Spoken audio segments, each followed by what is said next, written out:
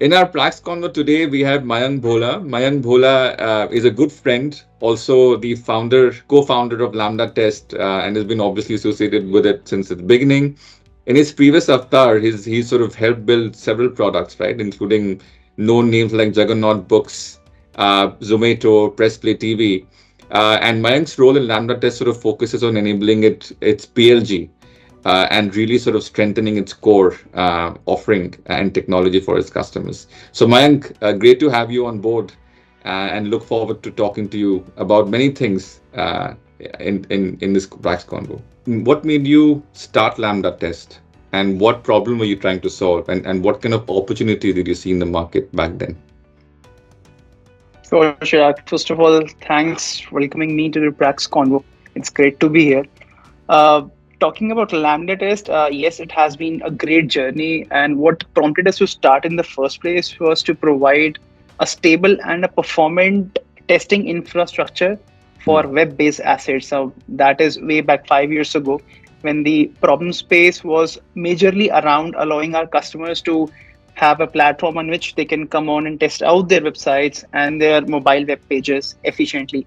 And efficiency and performance was a major key over there, because there had been a lot of other platforms out there, but the price point as well as the performance was not something that was up to the mark, and there Hmm. was no other alternatives. So as a larger enterprise or as a freelancer, the customer was facing a huge pain point over there. So the freelancers couldn't build their own infra platform, and on the other hand, enterprises had to spend a lot of capital into maintaining that kind of infra, which was not directly contributing to their ROI. And this Hmm. is what Hmm. led us to build Lambda Test in the first place. But I mean, along the way, we have evolved and we have become more wise. And the statement today revolves around providing a robust test orchestration platform and a digital experience testing cloud. Because Hmm. today it's majorly about providing a digital experience to the end users. So we have come a long way from providing different kind of experiences, and major today mobile as being your primary consumption model. You Correct. need to have a way in which you can ensure that the end customer is getting the most value out of a digital platform. Hmm. And we provide various different platforms and tools to make it possible, so that before your product goes to the end user, you have done all your validations and you are confident in releasing faster. Got it. How was your ROI sort of assessed? So for our customers, there was one single North Star metric, and I would say it's still valid, which is how Hmm. quickly can they release their products. Hmm. So Hmm. we Hmm. want to help our customers to release faster, because as their tech stack and dev stack is becoming more sophisticated, it has more moving parts, it has more integrations. It becomes very important to make sure that they are increasing the velocity at which they release their software, because the Right. competition is very stiff. Let's consider the two e-commerce platforms that we have. So if one of the customers is having their newer plans and the other one has to be at par with this velocity, they don't have enough time to, I mean, do their regular testing cycles, which used to take weeks before. Now Hmm. the Hmm. competition Hmm. is Hmm. stiff till the level that you need to release newer changes within 24 hours. So how do you do that? The Hmm. development is easy, but then the validation and regression is very important, that while you are releasing quickly, you are not breaking the existing stuff, which Correct. is still valid, that everybody needs to release even faster. So Hmm. that Hmm. today we see that the SaaS platforms and whatever newer tools that we use, from messaging platforms to the mobile apps, you have their updates coming every other day. And Hmm. that has come way far from 30-day release cycle that we used to see in 2015 or 2014. Hmm. So it's majorly important that how quickly we release with confidence. So a 30-day cycle now has been compressed to a day. That's what you're saying, right? That's a I would say that day was in back in 21 or early 22. It has nice. come down to hours. If you could just, sort of take us through the initial stages and into growth stages, and how do you look to stabilize? If you could just pepper that commentary a little bit with, how did you sort of do a PLG initially, then it was more sales driven, and also talk about the kind of clients you're looking at, right? You're going from India to the US more, or, US to the UK. So if you could just give us that sort of mention there. So I would say that I've been lucky that at the time I joined Lambda Test, So then Jay had done an amazing job in setting up the content out there. And Hmm. that was, in my opinion, the best strategy that I ever have seen or heard. So way before the When you product say was, content, there you had mean the sorry to cut you in. When you say content, you mean like the thought leadership content on the websites and blogs and all of that, right? the blogs and the community. The So community. way Hmm. before, yeah, even before we shipped our first product, we had a huge community of the users who were sharing the same problem statements, and they had an idea of how the ideal solution would look like, as well as Hmm. a great community that was already sharing solutions on the best practices of the testing. So Hmm. when we Hmm. launched our first product, we already had a good set of users who would come out and try our product Hmm. out Hmm. at that stage. I mean, which I think is now, I mean, in the retrospect, has been the best decision so far, because it's very important for you to have the hooks in which you were catapult on. Because at any time you have plethora of choices and what to build, what not to build. And the only way to get a clear cut answer is, are there any customers who's asking for more? Like, if we can throw out the initial set of products to the end users, how many of them would come back to you and ask for a little bit more, some enhancements? And if they're Correct. asking for enhancements, it means that something is working for them. Hmm. And Hmm. that means that you have a clear cut path. So even today, the major decisions of what to build come directly from the customer. It has to be around solving the customer's pain point. There has to Hmm. be a customer who is willing to pay you for solving their problem. Hmm. Because Hmm. when you go that way, it's easy for you to figure out the patterns out there. But Hmm. then Hmm. it's not as easy as black and white, because it's very easy to get diverted into solving a particular customer's problem. It's about Correct. getting the hint, the kind of problem they are trying to solve. And if the kind of problem applies to a larger market, this can be productized. Hmm. So Yeah. keeping hints from the customers, what problem they are facing, and trying to solve in a generic way has actually helped us into taking decisions what to build at what stage. Understood. So very interesting. I mean, a lot of these, and especially this emergence of dev infra SaaS, right? I think it's the trend has been caught up only in the last 2 years, but this is happening, across security, testing, API management, etc., from a long time. Even cloud management sort of could come in dev infra. True. But and like you said, the community of your developers actually drives the product initially, right?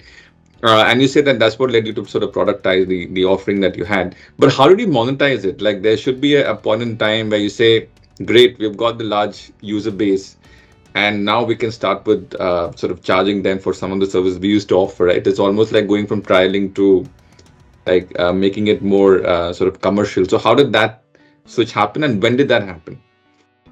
So when we released our first product, it already had a paid version. So it was not Okay. that it's always provided for the free. There was definitely a freemium plan for the end user to Mm, get the taste out of product. Like, mm, it was mm. a generous freemium plan in which user could come in. But I think it's always better to immediately have an option for the end user, because if not, then you'll have to go back, build the paid version again, and that would lose out the essence of the cycle. So at any stage, if a user is coming in, they're liking the freemium product and they're having a hook immediately to click on purchase, that gives you a very quick feedback. And that is what we had on the first day. And And typic. Sorry, go ahead. yeah, please. Yeah. And typically, how long would this the trial period be? I mean, is there like a sort of a well-defined metric around that, or it still ranges from 3 months to 6 months to No, no, whatever? no. So I think that should apply to the larger enterprise products. The great thing about our product was it was very easy to onboard, typically Hmm. in seconds. So you as Hmm. a user just log into our web portal and immediately you have a remote device on which you can test out a website. Hmm. So Hmm. our trial period ranges in hours. It was like based on number of sessions, and then we experimented number of hours. So the cycle was very small because it's very easy to onboard. It doesn't take you like more than a minute to experience our product, and Got that it. was the hook. And I think that has played very well for us, because if you are trying to productize and finding the product market fit, it's very important to reduce the time it takes for the user to experience your product. If it's too Right. large, if it's too complicated, you will have delayed responses from the customer, which will make your cycles even bigger. It's Got it. always good to start with the smallest thing that a user can experience and give you the feedback, and from there you can start building upon. And how do you show, like going back to the freemium model you spoke about, how do you, because this is a very important sort of topic we, discuss with many of us SaaS founders, is What are our table stakes and what are the value adds for which we can charge? Like, how did you go about differentiating that? Because as a new player in the market, you also have to compete, right? And you have to show to the world that, hey, we are here with amazing product and you can try our features that may or may not exist with our competition. And this is a free version. So, how do you like sort of decide that? So at the time when we launched, there were some other alternatives as well. So Hmm. the first priority was to level up the field. I mean, you can Hmm. only start to innovate when the level is out there. So we started with providing a similar set of features which were available, but which were more performant. So the user can do an apple to apple comparison. That I Hmm. used to have this product, but now with the Lambda test, I can actually test out the same functionality in lesser time, in much better way. So what I'm Hmm. earning here is the speed, and Hmm. that gives you the glimpse like what all lambda test is about. It's about the speed, the performance, and the Interesting. quality. And Hmm. that was the major hook out there that would That's the prompt the value users to metric try this out. that you Yes, sort of correct, focused on. Very correct. interesting. Because for the platform, the best feature that you can build is always performance, because ultimately you're a platform. You need to allow a base for the other features and product to build upon you.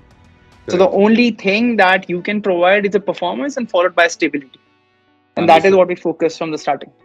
Understood. Great. So the when the PLG happened, PLG, I think you still I would say a 50-50 combination of SaaS, sorry, sales and PLG, right? Because but in the initial days, how long did it take for you to reach the inflection point, in let's say 2-3 years, after which you said, hey, we have to get in a more sales focus now because it's just sort of really taking off. We need a little more enterprise driven kind of function, etc. So the enterprise had started recently, but I mean, the sales focus had always been there Always been there because since the beginning. yes, since the beginning. And why? Because we just wanted to catalyze the entire process of getting more and more feedback. So Mm. yes, PLG is a good way to get the feedback early, but then it doesn't harm for you to get out in the market and start asking for the feedback. We just Right. wanted to accelerate all the medium that we could have to get an early feedback, Mm. because at Mm. that stage the only thing in your mind is that am I building the right thing at the right time or not, and that's a hard question to solve. So the only Mm. way to get more confidence is to have more voices, first of Mm. all, which you are validating that what you're solving is correct, and secondly, they are showing an interest that they want to pay for it. Mm. Mm. Interesting. So at this point in time, I mean, if you look at the testing automation space, right, there are very few players who really sort of doing well, have scaled well, pulling in investments, etc. Right. So, what do you think is the secret of your success, and how do you differentiate yourself? So first of all, we are still trying to solve some questions that what can help us get further, but yes, there are a couple of things that helps us differentiate. First of all is the customer centric focus. I mean, I would still say that that has been a north star metric all along the journey, that we do not build anything just because we feel like it is. Definitely there's a component of innovation, but the innovation has to come on what customer actually wants. And Mm. customer usually hints out that in various kind of communication. So one thing is that we are customer focused, and that translates into the well customer support that we have. And Mm. then on Mm. top of it, the various ways in which we help users to cut down on their time. So the way we value our product is that how much time we are saving in the lives of our end users. So for example, with the newer test orchestration platform, now, test orchestration platform is different from test execution platforms that we have built. Correct. So test execution is just throws out infra to you. So if Mm. I as a customer I want to run some automation, I'll have an infra Mm. on which I have to run the test and get back the results. But what you've figured out in those last 5 years is that a lot of time was being wasted into worrying about how to run my test efficiently rather than Mm. focusing on what to test. And Mm. Mm. with the limited cognitive amount, you would incline towards whatever you had and try to make it run efficiently. So with the Mm. test orchestration platform Hyper Execute, we have shifted the focus. We say Mm. that you focus on writing the test and let us do the rest, in which Mm. we are the platform will make sure that we are running your test case efficiently. So you don't have Mm. to worry about it. You just focus on what you want to test, and everything else like retrying your failures, how to group them in an efficient manner, getting back you the needle in the haystack problem. For example, if you're running thousands of the test case every day, what matters to you is not the 999 test case that ran successfully. It's about the one single test that actually 1%. failed, Mm. right? So we just want you to not waste your time into shuffling up the data. We provide you the exact reason why your test case failed so that you can go back and do your job. And that has been a game changer for us, at least in last 2 years, in which customers are actually liking the performance and the mindset shift so that they can be more efficient in their day jobs. And that is the best testament that we could have from our customers. And with the enterprises, it's also about how, I mean, the initial sort of poke or the question that you were trying to, or problem that you were trying to solve was really with, multi-browser sort of adaptability, testing, etc. But when you go to towards the enterprise, I'm sure, especially in India, for example, right, many enterprises still do a lot of on-prem work. Software releases True. happen on-prem. So Hyper Execute also sort of focuses not just on cloud, but also on True. on-prem deployments, right, Mayank? Absolutely. Yes, Okay. and the major reason was exactly the same as you mentioned, that as we go on the enterprises, the testing cycle becomes more and more bulky. And that Mm, is one place where this kind of an orchestration is heavily required. And mm, today, mm. with the advent of hyperscaler cloud, is becoming easier to ship on-prem software as well, because we Right. cannot leave that part of the industry. That is where Mm, the actual work happens at scale. mm, mm. And that was a deliberate decision to ship an on-prem working model of hyper execute so that even the enterprise customer can get benefit out of the orchestration primitives that we are providing. Interesting. Excellent. So again, I think what comes out very strongly with Lambda Test, Mayank, is that yes, there's always been this parallel sort of effort on both sales and PLG, right? And I love the Yes, way you said that the PLG was actually very dependent on the customer. So to reach out to the customer, you needed a good sales push, sales sort of support as well, or a muscle since the true. beginning. That's very interesting. So if how do you sort of decide your product roadmap? It's obviously a lot of do you collect feedback from customers? And like how often do you do it? How do you automate it? And how do you sort of differentiate between hey, we need to have a person on board who sort of goes and touches base with the clients versus saying just give me a feedback on smiley or a sad face. Like how do you sort of plan for that? Sure, that's very interesting. And I think I might be spilling out my secret sauce, but for every customer, we talk to them at least once a week, even if Mm, everything is going smooth for them. mm, Because we have our analytics dashboard, like how this customer is using our product. So mm, that mm, gives us huge amount of metric. If they're not using, that's a worry for us, that why are you not mm, using? And if they're mm, using and they're facing a problem, we could go back proactively and ask them that even though it's a problem at your end, we mm, just take notes for them and keep on doing it.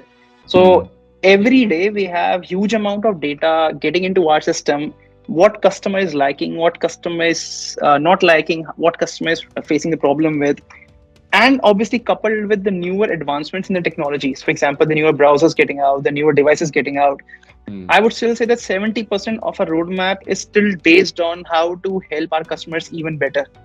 The mm, problem that they have been facing for last 6 months, even though it was not in a roadmap, what can we do next to make it even mm, easier? And mm, how do we hit the newer target? So mm. 70% comes from that, and the 30% comes from what how the market is, in which direction it's proceeding, and what we can do to get ready by the time our customer is mature enough to use that technology. Got it. Interesting. So, looking ahead now, we've spoken enough about, how you've done what you've done so well. But looking ahead, from your vantage point, Mayank, what would you recommend to SaaS companies on how do you burn cash less, right? I know it's sort of dependent on different subsegments, etc. But in your industry, like what are, and without revealing your sort of core strategy and all of that, but how are you sort of making sure that you burn cash less in the current climate. True.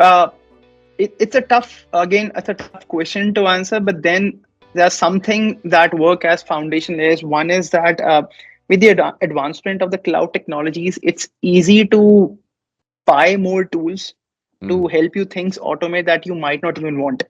mm, And Mm. in trying to solve the problems that might come in future, what we have seen is a lot of organizations buy services or tools that add pressure on them, but they do not get enough ROI. Mm. So what we have seen at LambdaTest is that we want our engineers to be efficient, and efficiency only comes when they have challenges to solve. If I have offloaded everything to external tools and parties, I'm at the whim of their availability and the uptime. So it's better to use our engineering muscle to build out the problems in the initial ways. I mean, it's it's always fancy to solve for the scale, and that is what we have not done, at least at Lambda Test initially. When we're trying Mm. to solve a problem initially for our internal tools for internal efficiency, we always start by solving it in an unscalable manner, and from there we learn Mm. how do we want to scale. Mm. If I Mm. if I'm building for something for next 3 years, I think that might not work because the world is changing very very fast. Very From fast. what you're Yeah. seeing today, it might not be valid after 6 months. Mm. So we Mm. need to have a good balance that whenever you're trying to solve a problem, we always try to solve it in-house first. Obviously, we do not want to reinvent the wheel. So it's always about, can I use my engineering muscle to solve this problem for me instead of purchasing something from outside? And then doing a very rough math at the amount of mana that I spend to solve a problem versus if I had to use a product or a service from outside, how would it equate? Mm. Am I spending more? Am I spending less? And ultimately translating it to how much I'm going to increase my business with it. So Mm. it's always easier to get into the flow of solving engineering problems without thinking about the business. So every week we just recalibrate our priorities at the direction which we are moving from the engineering side. Is it translating well back to the business or not? So Right. that we have cadence points and then we reconcile our priorities. And that is helping us by trying to solve problem in-house for a short amount of time and then deciding is it worth enough to procure from outside or still continuing on top of it. So the buy versus build versus, the still kind of continues, right? Because the buy option had been very easy in last couple of years because of infusion of more cash, and Mm. that sort of diffuse the bigger picture in front of you. That I mean, everybody tried to solve it in a hackish way. I mean, if Mm. you have Mm. something Mm. Mm. outside, just use it, even though it's The not jugaad, contributing to your, like we yes, love to correct. call, yes. Mm. Because I mean, it was easier to purchase stuff Mm. in last couple of years. So I think Mm. that was backfiring, and suddenly you started seeing that people are cutting costs on unused softwares. I think that is the biggest problem out there because software costs and the platform cost just explode exponentially. Even before Correct. you know, that goes way beyond your control that you can even control it. And we have been very cautious about it internally at LambdaTest that we shouldn't depend on something that will again blow and will question our business.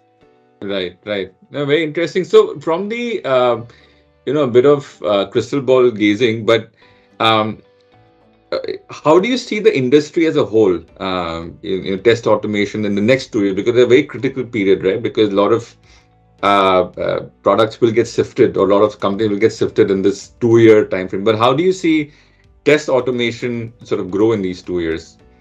What are the headwinds and tailwinds? Right. And test automation will only get increased because, I mean, Mm. with the advent of low code, no code tools, with the advent of AI, the Mm. interface of a normal user is changing drastically. I mean, Mm. instead of you going and writing the long scripts by hand, you could just ask an AI system to prepare an automation suite for you. Mm. So the bottom line is that the Even number of, ChatGPT is doing that now. I mean, absolutely, so they are ChatGPT is sort of releasing your software codes and test. absolutely. Yeah, so it's already there. We at Landmet is also experimented with it. And in fact, there's a blog out in the public Okay, that how we experimented on top of ChatGPT for test automation. So the right. bottom line is that in the number of test cases that will run are going to drastically increase because now the access Mm-hmm. to run an automation is in hands of every single developer. And it Mm-hmm. will pose on the newer challenges that the world hasn't seen before, which is if you're running 1,000 test cases last year, we might be running 1 million test cases the next year. So the next problem will be the set of emergence of tools which decide which test case to run, which test case to skip, because that kind of intelligence is missing out there. So it will And that's not just why be important to run test cases; it will be to run the important test cases and getting the actionable points from it as that's why fast the as you can. orchestration is so important and management of. Absolutely, Great, great. absolutely. It was great talking to you, Mayank. And we would continue to watch Lambda Test with more and more interest as you grow and sort of scale into the world. Thank you so much for your time.